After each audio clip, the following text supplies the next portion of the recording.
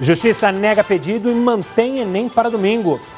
Juíza determina que candidatos barrados por possível causa de lotação das salas poderão fazer a prova nos dias 23 e 24 de fevereiro. STF determina que a Anvisa apresente informações sobre o pedido de uso emergencial da vacina russa Sputnik. E Joe Biden toma posse nos Estados Unidos. E aqui, meus amigos, a democracia prevaleceu.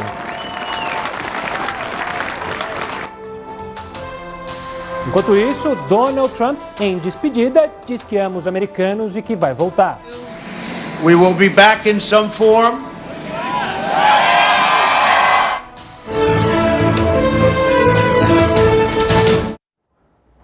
Uma boa noite, seja muito bem-vindo a esta edição do Jornal da Record News, que está ao vivo no YouTube e também no Facebook da Record News.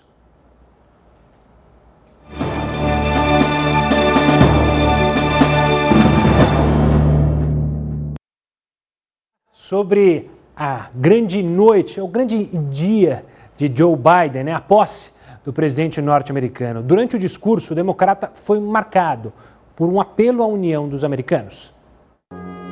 Uma cerimônia de posse com público reduzido no Congresso americano e distanciamento social por causa da pandemia. Uma crise que, no primeiro discurso à nação, o 46º presidente dos Estados Unidos fez questão de citar. O coronavírus tirou tantas vidas em um ano quanto o país perdeu em toda a Segunda Guerra Mundial. Tirou milhões de empregos e negócios foram fechados, afirmou Joe Biden.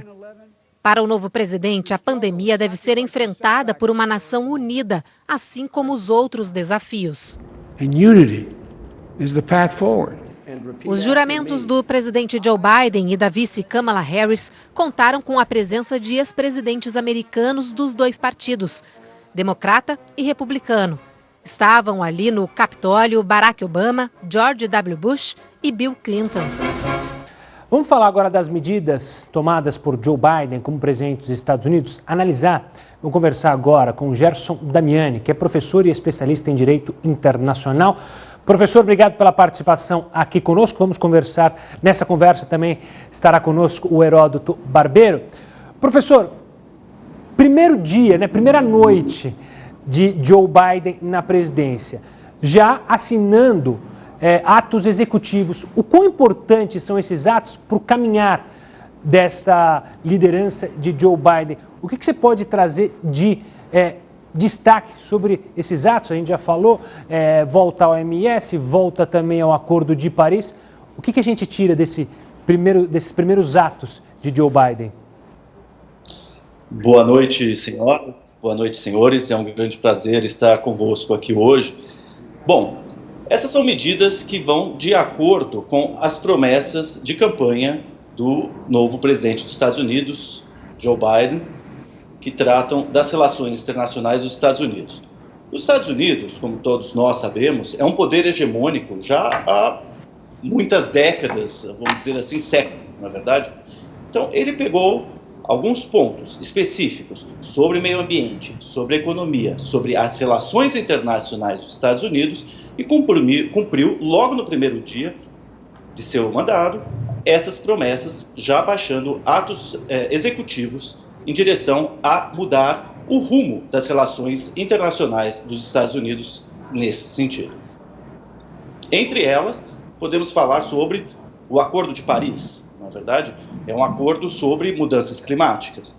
Nós vimos falando aí sobre isso já há algumas décadas, né? Assim, isso já tomou importância desde a COP de Kyoto, em 1997, na intenção de reduzir os efeitos de gás estufa ao redor do mundo, pensando que os Estados Unidos é o maior emissor do mundo desses gases.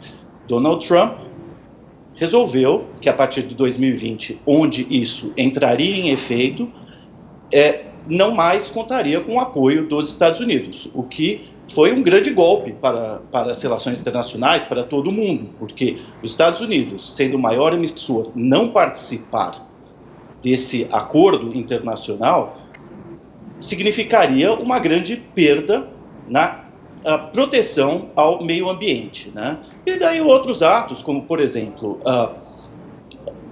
interromper a construção do muro construído com o México, né? Isso foi uma questão absolutamente controversa durante toda a sua presidência e foi um dos primeiros atos de Joe Biden também. Outra, muito relevante para nós hoje, é a contribuição dos Estados Unidos junto à OMS. A OMS, a Organização Mundial da Saúde, um dos primeiros órgãos criados pelas Nações Unidas lá em 1948, não é verdade? Deixou de contar com a participação dos Estados Unidos. Nós temos aí, eu acredito que 197 Estados-membros, deixou de contar com a participação dos Estados Unidos, o que significou também uma redução. Os Estados Unidos pagava aí perto de $500 bilhão anualmente à OMS, OMS que não se ocupa não somente da questão pandêmica atinente à Covid-19, mas também de outras questões, como malária, outras questões atinentes, sanitárias, né, relativas ao que acontece em todo o mundo hoje. Então, esses foram 3 grandes atos que Joe Biden passou logo com uma canetada como seus primeiros atos executivos em relação às relações internacionais dos Estados Unidos, o que nos mostra uma mudança de curso. Gerson, essa volta ao multilateralismo, citou aí 3 casos, isso faz parte do programa do Partido Democrata americano?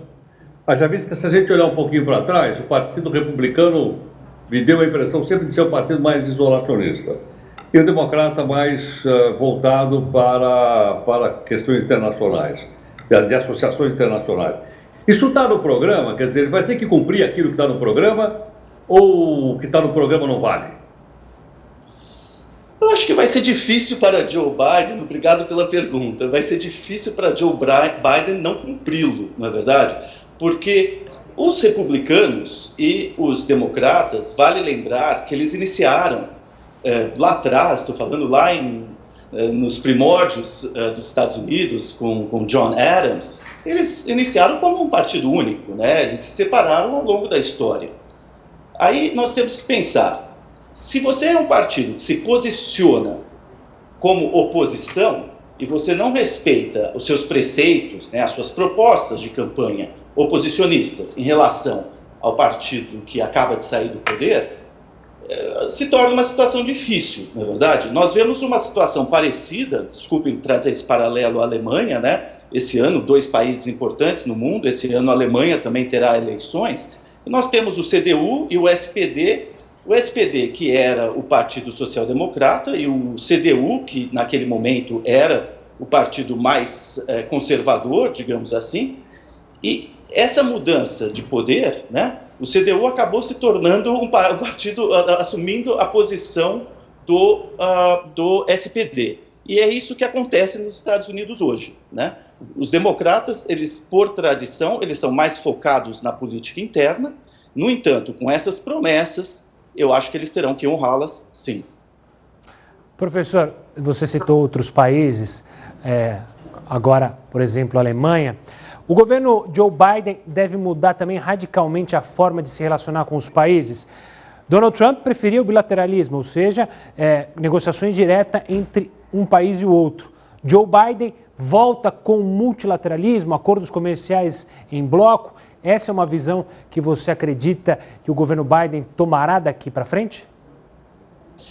Olha, eu observo inicialmente a integração regional norte-americana.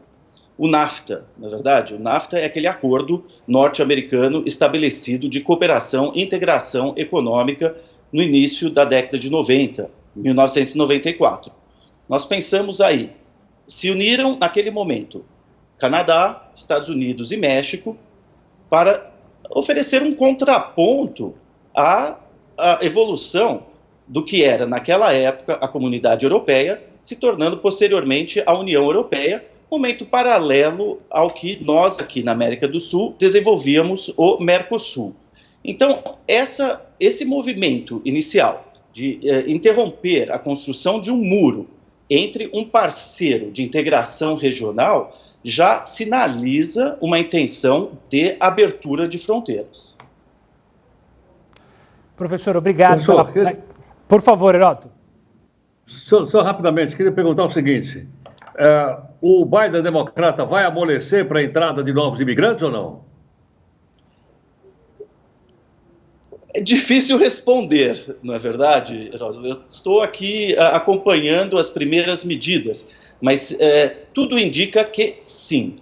Tudo indica que sim. Só o ímpeto de destruir esse muro, e eu gosto de falar sobre muros, porque eu vivi em Berlim com um muro, na verdade. Muros não separam nações. Muros não impedem que cidadãos tenham a vontade de se deslocar entre diversas regiões do mundo. E, sobretudo, nessa nossa economia globalizada, invisível, digital, como que podemos criar muros entre nações? Então, sinaliza Joe Biden, por essa primeira atitude que tomou, uma decisão, sim, de ir na direção de abrir fronteiras e permitir que os cidadãos... Os Estados Unidos é um país notoriamente composto, como o Brasil, por imigrantes, não é verdade? Então, ter uma vice-presidente, Kamala Harris, que já é de Porto Rico, né? Porto Rico é considerado, vamos dizer assim, o 51º estado norte-americano. Mas eu acho que isso já é um sinal, inclusive por via de Kamala Harris, dessa intenção de, vamos dizer assim, flexibilizar a convivência, a entrada e saída de imigrantes dos Estados Unidos, sim. Professor Gerson, obrigado pela participação aqui, pela análise sobre essas primeiras medidas do governo Joe Biden. Um forte abraço e até a próxima.